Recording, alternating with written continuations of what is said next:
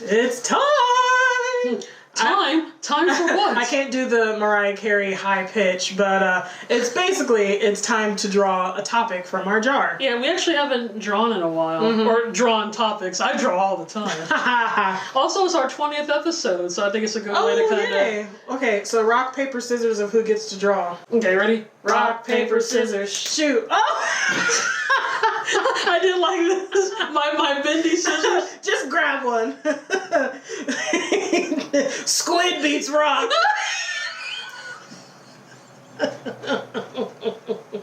Just pick a topic. Rock, paper, squid.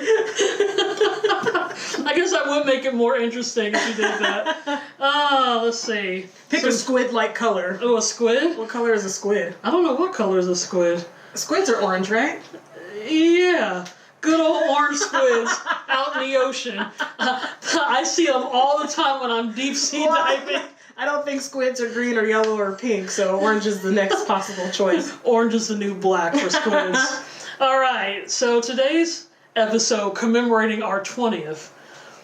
Let's try old/new sodas. Ooh, we get to go shopping. Ooh, liquid shopping, my favorite. Dun, dun, dun, dun, dun, dun, dun, dun.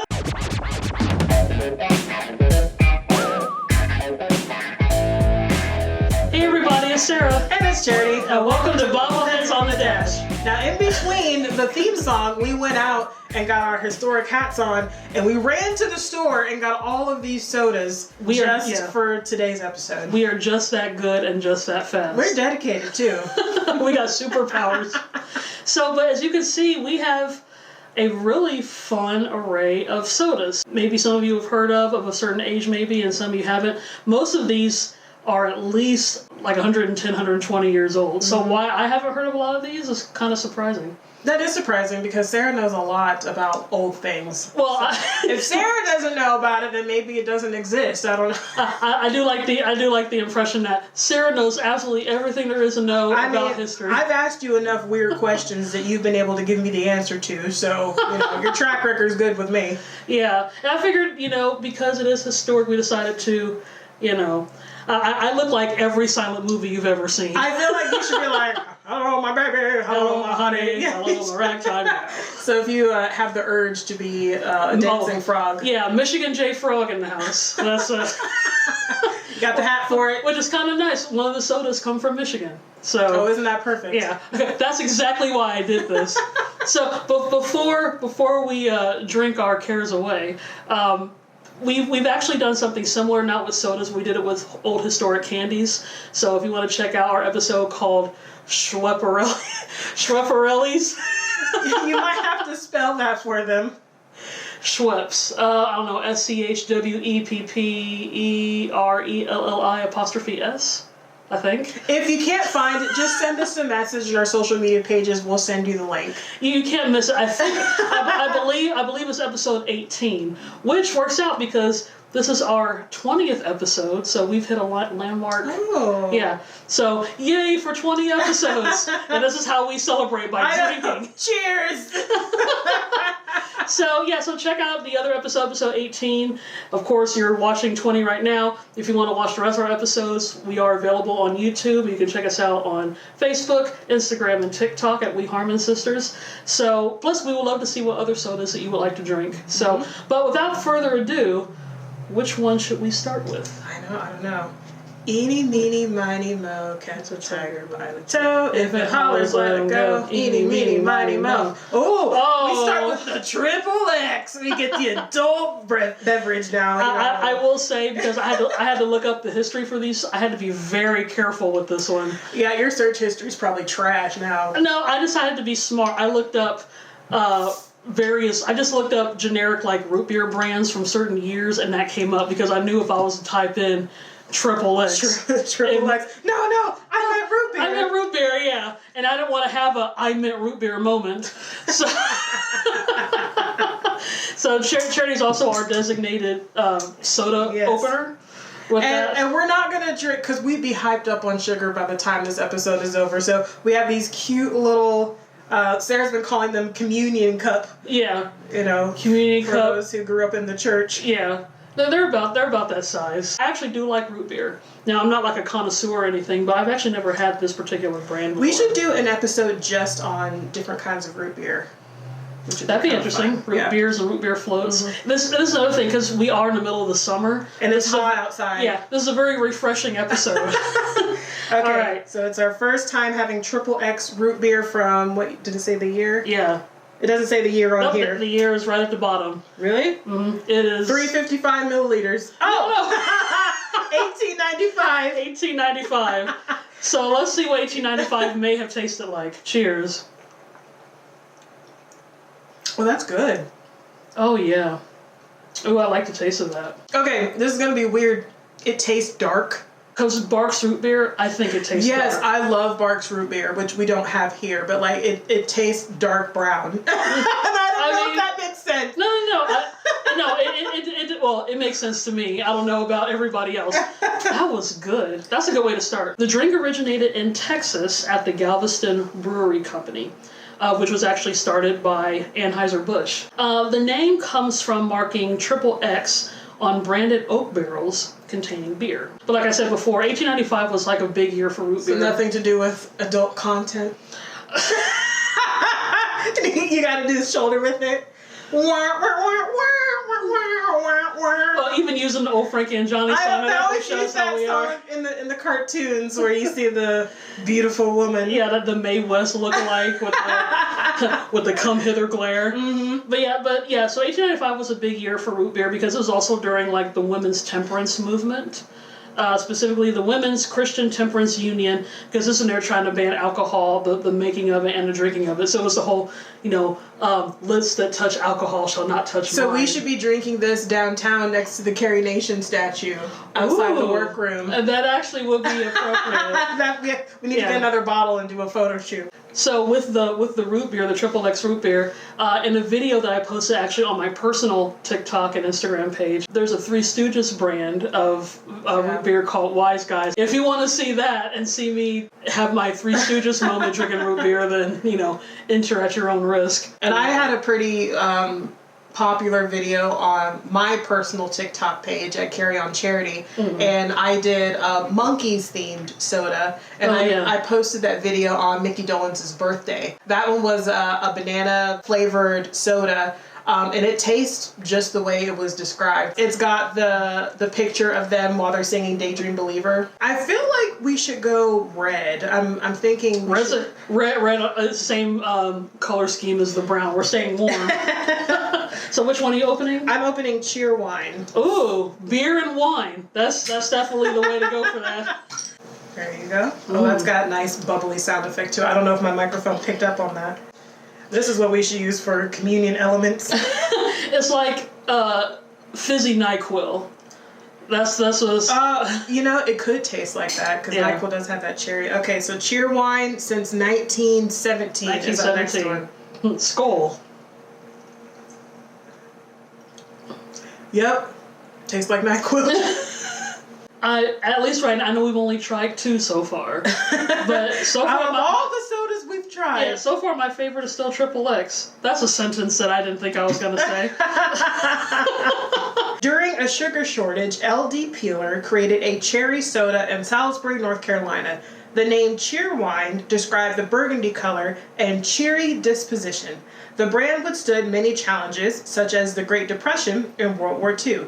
Cheer Wine is considered the oldest continuing soft drink run by the same family. That's actually kind of cool. So the same family's in business since 1917. Yeah. Okay, I want to do Moxie next, just because I like the word. Got Moxie, kid. Yep. Yeah, let's do some Moxie. Also, look at the guy on the front. I gotta do the influencer if that works. He's just very like Uncle Sam wants you. Uncle Sam wants you to drink Moxie. It says Moxie Original Elixir. So a lot of the sodas we have are the dark brown variety. Yeah. But I don't think this is a root beer. I think this is more of, I guess this would be considered a cola. Is probably a better way of describing it. Or since it does have the elixir in the title, it could be an elixir. This probably has a cough medicine taste to it too, probably similar to the cheer wine. Yeah. It's almost the same color as the root beer, actually. Yeah, that's what I was saying. It's probably more of a... I guess there's not as many bubbles in this one. Now, you probably can't see it on camera, but in the light, it does cast a really beautiful, like a honey glow. Me trying to be all poetic and stuff. Can you see that too? Best sommelier impression. This one isn't as, it's not as dark brown as the root beer. Yeah. All well, right, let's see if we drink this, if we get Moxie or not. Moxie from 1884. 1884. So this is a little bit older. There we go. Oh. That kind of tastes like dirt. Sorry, Moxie. Drinking it was okay. It's got a weird aftertaste. The aftertaste. Yeah. The aftertaste I'm not a huge fan of the aftertaste. Very aftertasty. It's like when you get your Coca-Cola from Temu. What the Temu Coca-Cola? I will say one thing. When we were talking about, you probably heard people like, she's got Moxie, kid. Actually, it did come from the soda. So the soda came first. Well, at least a cool phrase came from it. Yeah. Even though it tastes weird. So if it weren't for the soda, we probably wouldn't have the phrase. The soda itself came out in 1884, but the drink was originally created in 1876, so even earlier, as a medicinal tonic. Yep. That tracks. Before becoming one of the first mass-produced soft drinks in the United States. In 1920, it was the most popular American soft drink, outselling Coca-Cola. Huh. Moxie is known for its bitter licorice flavor. That's why I don't like it. It's all making sense now. It's liquid licorice. There we go. Yeah, that's... Yep. So it's known for its bitter licorice flavor extracted from what's called the gentian root. And it became the official soft drink of Maine in 2005. Huh. Well, Maine, yeah, it's all yours. You can have it. At the same time, though... Maine's got Moxie. Yeah. Oh, there we go. That's your new slogan. Maine's got Moxie. But after that, I should look up if each state has a official soda. That's kind of interesting. I would like to do one of the lighter colored sodas. We've got two, so kind of been jumping around colors. This one is Reading Draft Honey Pear. And actually, I remember when we were shopping for this, just a few short minutes ago during the intro, yes, I was like, this one I feel like is going to be really good. I think that honey pear is going to be a really good flavor. I feel like it's going to taste similar. Again, if you saw our Schwepperelli's episode, I think it's going to taste like the Martinelli's. Oh yeah, that was really good. The apple juice, because is it pear? I'm wondering. Honey pear, yeah. Yeah, so I'm thinking it's gonna taste like Martinelli's. Premium Reserve Soda. They're a year 1921. This one's actually a little bit more modern within the 20th century. Oh look, you can see the little bubbles. Oh, look at the cute little tiny bubbles. A bit of Reading, shall we? Yes. Pinky up. Pinky up. Here we go. Oh, that's nice. I like that. You can taste the pear too. Definitely taste the pear. It's got a slight bit of tartness to it. Yeah, it does. Because I was actually expecting it to taste a little more sweet. Mm-hmm. Now imagine that on a hot summer day. Like today, for example? Yeah. I mean, it's kind of light and crisp. Just a slight bit of tartness to it, but not a lot to where it tastes sour. You know? Let's get 15 shots of this and then just a sip of water. Well, you gotta have some water in between so the flavors don't blend. Yeah, so we neutralize our palate. The soft drink was created in Reading, Pennsylvania, and has remained in the same location since 1921. That's kind of cool. Unlike major companies, Reading sodas undergo slow carbonation process and are triple filtered before bottling. This produces smaller bubbles that give a smooth, pleasant Pennsylvania Dutch taste. So that's like Amish country? That's Amish country, yeah. Man, that's why it's so good. I was going to say, that probably explains a whole lot. Shoot, Amish people know what they're doing. We should have been following in their footsteps for a lot longer. Well, and that explains when I was the little bubbles. It's true. So whatever their triple filtration process they're very or whatever. fine and dainty. Ladies sitting on the porch sipping their glass of Reading honey pear. What's it? Reading Draft Honey Pear. Yeah. Premium Reserve Soda. It does seem like a lady's drink. Mm-hmm. I mean, I don't know if that's... But I feel like, yeah. Well, I don't think the ladies in their fancy dresses and hats and parasols are going to be like, ta-da! a glass of Triple X. That's exactly how they would say it. Oh, my dear sweet Harold, I am but a damsel in distress. Give me that Triple X pronto. Well, we'll have to find a movie where somehow that makes sense and be like, see, that's exactly how that happened. Gotta pay more attention. Yeah, but that was fun. I say fun, but like, I like that. I wouldn't mind getting like a separate bottle and just... Mm-hmm. It's kind of hard to, because I know we were kind of comparing them to the other ones, it's kind of hard to pair them against the Triple X just because the flavor profiles are so different. So I feel like of the root beers or of the darker sodas, this was still good, but I guess of the lighter sodas, we need to compare it to the pineapple. Well, and like I said, they've all been like, those fruity flavors, because root beer is not a fruit, it's a root. I mean, do we want to be on both sides? You know, you try the lighter color, and then we'll do. That's true. We can go with that one. We'll start from the end to the beginning, kind of thing. So this one, the lighter colored soda. This is Ozell, from 1912. Okay, so we're going back in time a little bit. Yeah. And again, it's so fun. I'm enjoying the history of it. I got the period appropriate hat for this because I feel like to wear this kind of hat, this like Fred Astaire vaudevillian straw hat, Michigan J Frog. Yeah, I gotta sport it. You know. You got Moxie, kid. Yeah. Oh, look at that! Oh, that one's got little bubbles too, just like Redding. So Redding and Ozell, 2 for 2 here. That sounds like two old people like Statler and Waldorf. Redding and Ozell. Like, I hate this soda. Boo! But it tastes great. So this is pineapple whip. So we're getting another fruity profile here. I think it's going to be a bit strong because pineapple is a very dominant fruit. Oh, I can smell that. Oh goodness. Yeah. That's pineapple-y. All right. Okay, ready? Here we go. Oh. That was disappointing. Oh, really? Yeah. Oh, no. I wasn't expecting a gag. Did yours taste the same? You like that? I mean, I said well because I could taste the pineapple. Is it the aftertaste? It smelled better than it tasted. Yeah. I don't know if it smells better in the bottle. Okay, you know when you open up a can of Dole pineapple and you get that delicious juice? I was expecting... Okay, I'll try it one more time. I doubt this tastes like the way it did in 1912. Uh-oh, that's quite the taste. Hold on. We are not amused. So, Ozell. I'm curious where the name came from. I didn't really find that. But the Ozell Soda Company obviously started in 1912. The company was founded by Elias Disney, Walt Disney's father. This actually be made in California, I believe, but today the proceeds from these sodas go directly toward preserving and restoring Walt Disney's birthplace in Chicago, Illinois. Well, I'm glad we were able to contribute. And the pineapple whip soda specifically is made with Hawaiian cane sugar and 100% all-natural ingredients. I wonder if they sell those at Disney. Because it actually has a Disney tie to it, it would make sense that they would have Ozell at Disney World, Disneyland, all the different, maybe even on the cruise ship. I'm assuming it's like anything Disney related, especially if the proceeds go to fixing up his birthplace and all that kind of stuff. That's why I'm surprised I've never heard of it.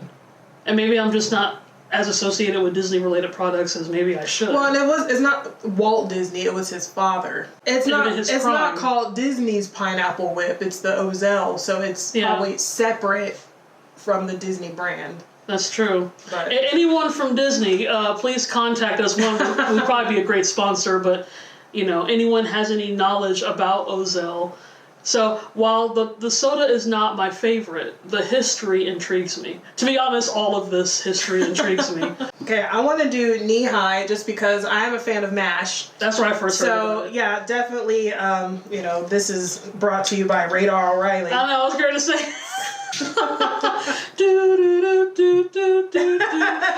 Please enjoy the music while this bottle is open. What should have happened is as soon as the bottle opened, and then you just... You hear the helicopter? Helicopter? Poor do-do-do-do. Do-do-do-do-do.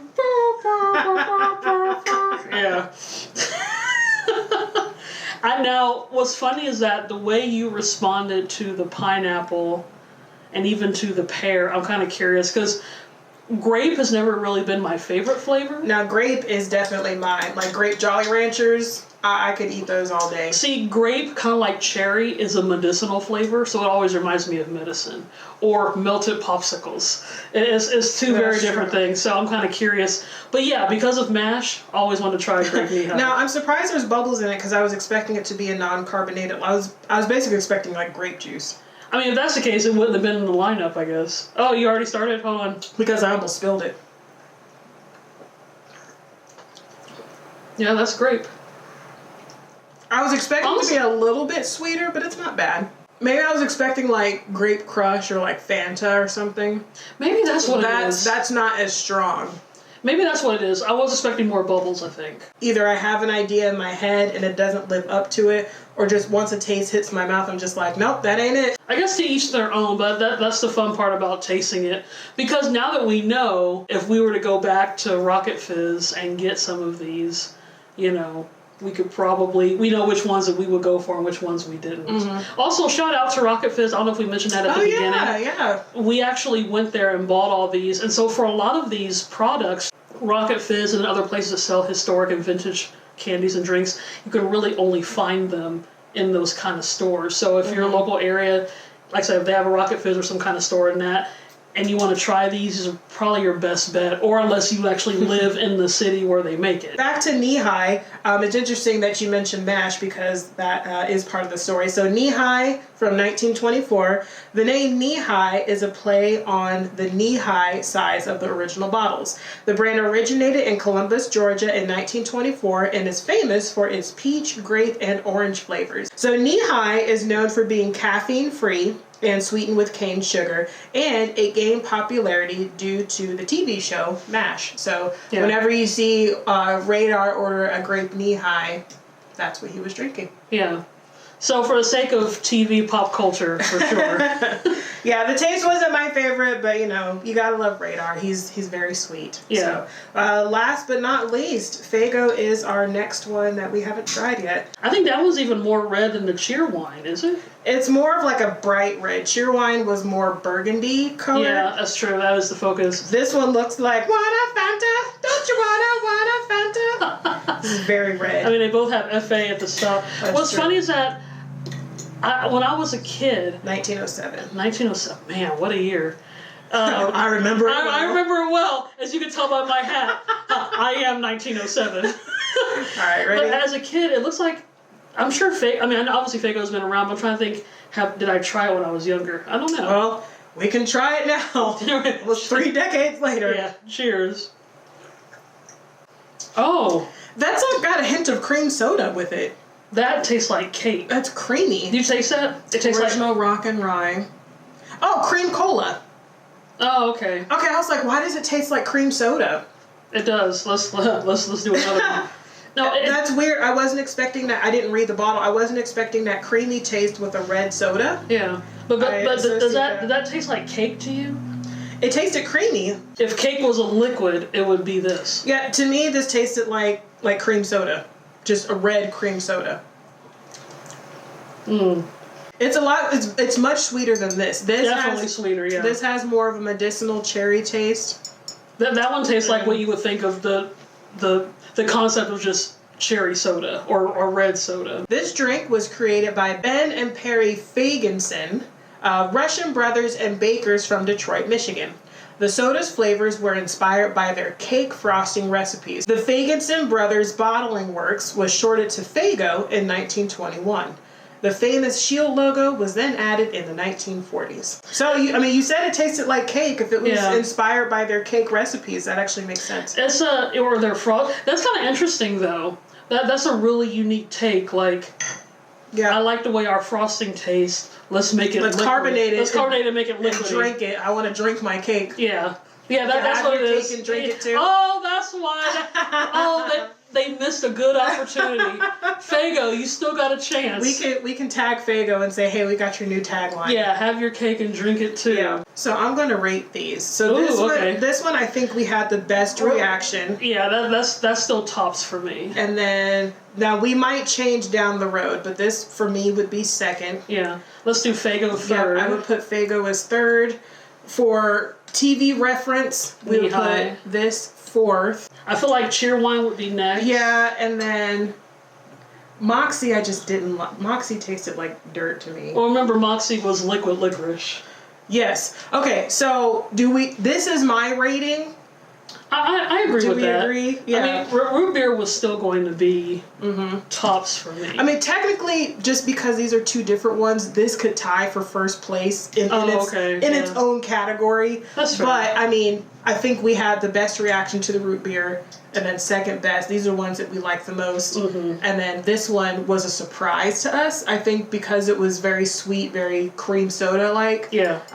Like I said, I think because it was red, I wasn't expecting the cream soda, and then when I read the bottle, it said cream soda, and I was like, oh, okay, because I associate cream soda with the brown color. Yeah, for sure. Didn't really like the taste of Knee High, but because I love the TV series MASH, that kind of earned its spot. I don't like Cherry, but that goes next because that wasn't as bad as these last two. That's the spirit. So with this, just so I can kind of fit my motif, I gotta have, hello, my baby, hello, my honey. Well, like I said, this is one of those by the sea, by the sea, by the beautiful sea. So I'll hold my triple X and you can hold your Redding. Yeah, I do declare. Yeah. I'm going to actually drink from the bottle just so I can look like I'm partly within mine. So thank you guys for watching / well, I was going to say drinking with us, but... Drinking in spirit, or drinking the spirit. Oh, there we go! So... So stupid. We're talking as if we have been. There's no alcoholic content in any of these. Yeah. Even though some we used to be. Yeah. But if there's some other historic drinks, mostly sodas, but if there's any other historic type drinks that will be interesting to try, maybe we might be able to find some if we go to Rocket Fizz again. We'll for sure have to go back to Rocket Fizz and look up and see if there's one in your area, because it's definitely worth the trip. So check us out on Facebook, Instagram, TikTok, of course, on YouTube. Hey, at least I didn't clink my teeth on the bottle. Yeah, see? Remember that? Progress. All right, so we're going to stay cool by drinking our top favorite sodas. We'll see you next time. Yes. Oh, and drink water, too. Oh. Stay hydrated with all of this sugar. Yeah. All right. See you later, everybody.